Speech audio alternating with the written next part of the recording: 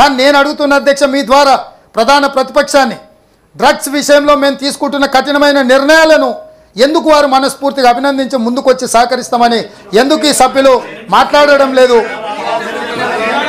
ఆ సభలో చూసిన మీ నాయకుల గురించి అదే అదే ఆ సభలో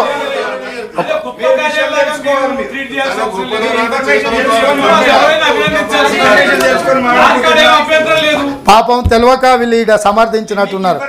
ఆడ వీళ్ళ బాస్ ఉన్నాడు కదా, వీళ్ళని పర్యవేక్షించడానికి ఉన్నాడు కదా ఒక డ్రిల్ మాస్టరు. ఆ డ్రిల్ మాస్టర్ ఆ లైన్లో లేడు అధ్యక్ష, వాళ్ళకి తెలియనట్టుంది. ఇంటికి పోయినాక వీళ్ళకు ఉంటుంది. గౌరవ ముఖ్యమంత్రి గారు please please please please narcotics విషయంలో కానీ please please please please Madhu please గౌరవ ముఖ్యమంత్రి గారు చెప్పినట్టుగా మనకి సభ అందరు సభ్యులు కూడా దీన్ని సంపూర్ణంగా వ్యతిరేకిస్తారు. ఎందుకంటే ఎవరు కూడా మత్తు పదార్థాలకు అలవాటు కావద్దనేది ప్రతి తల్లిదండ్రి కూడా ఆశించేదే. గత ప్రభుత్వం కూడా కొన్ని చర్యలు తీసుకుంది, ఇంకా మీరు కఠినమైనటువంటి చర్యలు తీసుకుంటే అందరు సంతోషిస్తారు. ప్లీజ్ స్పీకర్ చైర్మన్ సార్, గత ప్రభుత్వం TSNAP Telangana state anti narcotic bureau ప్రారంభించింది. దానికి ఒక అధికారుల ప్యాటర్న్ కూడా డిసైడ్ చేసింది. అధికారులను నియమించలే. వాళ్ళు 29 కోట్ల రూపాయలు దానికి సంబంధించిన సామాగ్రిని యంత్రాంగాన్ని ఏర్పాటు చేసుకోవడానికి నివేదిక ఇచ్చిన ₹1 కూడా గత ప్రభుత్వం విడుదల చేయలేదు. హైదరాబాద్ సిటీ కమిషనర్కు అడిషనల్ ఛార్జ్ ఇచ్చిండ్రు. వారు ఈ హైదరాబాద్ సిటీ కమిషనర్కి ఇక్కడుండే సమస్యల్ని పరిష్కరించుకుంటే ఎప్పుడైనా వీలు దొరికితే అటువైపు దృష్టి పెట్టే విధంగానే ఉన్నది. అంటే ఊరికే నామకే వాస్తే అంటారు కదా మన తెలంగాణలో, నామకే వాస్తే కంటి తుడుపు చర్యల కింద చేసిండ్రు. అందుకే మేము రాగానే ఫుల్ టైం ADGని దానికి నియమించినాం. 301 మంది సిబ్బందిని వాళ్ళు అడిగినారు, వీళ్ళు ఎలాంటి సిబ్బందిని ఇవ్వలేదు. తక్షణమే మేము ఆదేశాలు ఇవ్వడం జరిగింది. ఈ ప్రభుత్వం అధికారులను నియమించడంతో పాటు వాళ్ళకి కావాల్సిన 29 కోట్లు కాదు 50 కోట్లైన నిధులు ఇవ్వండి. ఇది తెలంగాణ భవిష్యత్తు. తెలంగాణ పునాదులు బలంగా ఉన్నప్పుడే ఈ తెలంగాణ అభివృద్ధి పదం వైపు నడుస్తుంది. ఈ తెలంగాణ యువకులు విద్యార్థులు తెలిసి తెలవని వయసులో ఇట్లాంటి వాటికి బానిసలు అవుతే తెలంగాణ భవిష్యత్తు గాఢాంధకారం అవుతుందని చెప్పి వచ్చిన ఎంబడే బాధ్యతాయుతంగా మేము నిర్ణయం తీసుకున్నాం. భవిష్యత్తులో కఠినంగా అణిచివేయబోతున్నాం. పక్క రాష్ట్రాల వాళ్ళు, పక్క దేశాల వాళ్ళు తెలంగాణ రాష్ట్రం మీద వివిధ రూపాల ముసుగులో ఇక్కడికి వచ్చి దీన్ని వ్యాప్తి చేయడానికి, వ్యాపారం చేయడానికి అన్ని రకాల ప్రయత్నాలు చేస్తున్నారు. మీ ద్వారా తెలంగాణ యువకులకు కూడా, ఇప్పుడు ఆరోపణలు ఎదుర్కొంటున్న వాళ్ళకు కూడా నేను హెచ్చరిక జారీగా చేయదలుచుకున్నాను. తెలంగాణ రాష్ట్రంలో గంజాయి అనో, హెరాయిన్ అనో, కొకైన్ అనో మాదక ద్రవ్యాల మాట మేము ఎవ్వరము వినము. ఎవరైనా ఆ పదం పలికినా, ఆ దిశగా ఎవరైనా ప్రయత్నం చేసినా కఠినంగా అణిచివేస్తాము. ఎంత గొప్పవారైనా, ఎంత గొప్ప సెలబ్రిటీ అయినా ఎవరిని ఈ ప్రభుత్వం వదలబోదు. వాళ్ళు ఎంత గొప్ప వ్యక్తులన్నా ఉండొచ్చు, ఎవరిని వదలబోము. కాబట్టి ఇక్కడ మనందరం బాధ్యతగా ఈ విషయంలో ముందుకు పోదాము అని చెప్పి మీ ద్వారా విజ్ఞప్తి చేస్తూ భవిష్యత్తులో కూడా అన్ని రకాల చర్యలు చేపడదాం. అధ్యక్ష ధన్యవాదాలు. నేను పర్మిషన్ ఇస్తున్నానమ్మా. అధ్యక్ష permission. Thank you sir, thank you ధన్యవాదాలు అధ్యక్ష.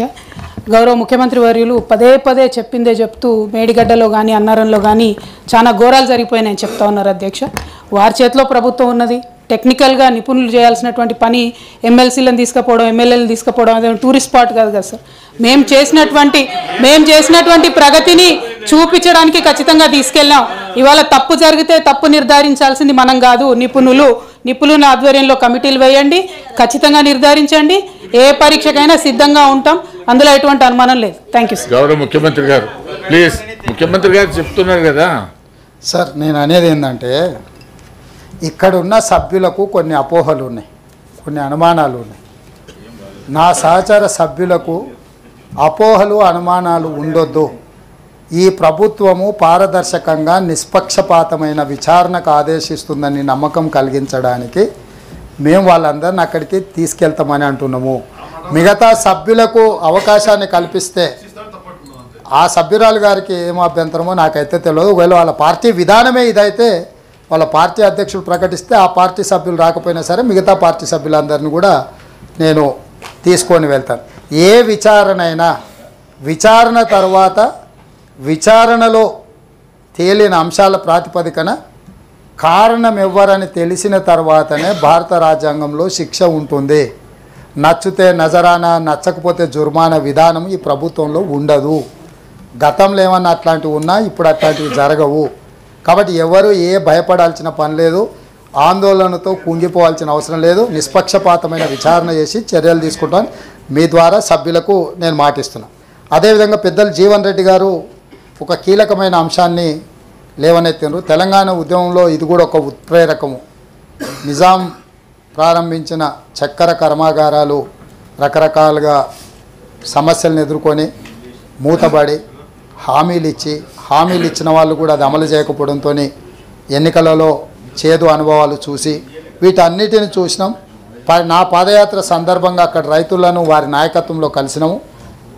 మా ప్రభుత్వము నిజాం చక్కెర కర్మాగారాలను తిరిగి ప్రారంభించడానికి కట్టుబడి ఉన్నది.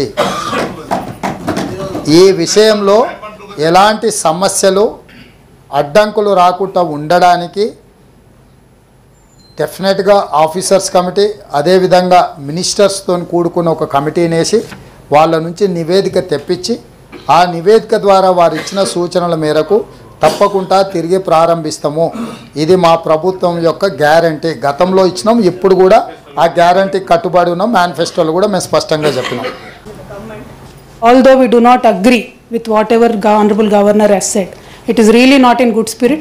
పోయిన ప్రభుత్వాలన్నీ తప్పు చేసినాయి, నిరంకుశంగా ఉన్నాయి, నిర్బంధంగా ఉన్నాయి అనేటటువంటి పదాలన్నిటి మీద సీరియస్గా ప్రొటెస్ట్ చెప్తూ మా ప్రొటెస్ట్ రిజిస్టర్ చేస్తూ ప్రభుత్వం యొక్క మొదటి రోజు కాబట్టి వారికి సహకరించాలనేటట్టు లేదమ్మా. ప్రభాకర్ గారు యు ఆర్ నాట్ అమైండెడ్. మీరేం నేనేమంటున్నాటనా ప్లీజ్.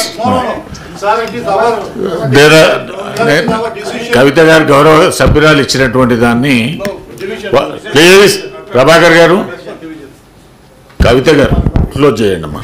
సార్ ఒకటి సార్ సరే with in the party there is a discussion. మాది మెజారిటీ ఉంది సార్ ఇక్కడ. దీనిలో పెద్ద ఆలోచన ఏం లేదు. మేము గట్టిగా అమెండ్మెంట్ ప్రెస్ చేసి ఓటింగ్కి పోతే గెలిచేది మా తీర్మానమే ఉంటుంది. కాకపోతే definitely in the spirit of cooperating with the government. ఎందుకంటే తెలంగాణ ప్రజల కోసం ఒక మెసేజ్ ఇవ్వడానికి మీరు ఎంత దుందుడుకుగా ఉన్నా, మీరు మమ్మల్ని ఎంత పర్సనల్గా దెప్పి పొడిచినా, it is not personal, it is government, it is governance ultimately which matters. కాబట్టి with the respect to the institution ఇస్తున్నాం. అదే రెస్పెక్ట్ ప్రభుత్వం కూడా ఫ్యూచర్లో ప్రతిపక్షాల పట్ల చూపిస్తుంది అనేటటువంటి నమ్మకంతో నేను నా అమెండ్మెంట్ని విత్డ్రా చేసుకున్నాను సార్. Thank you.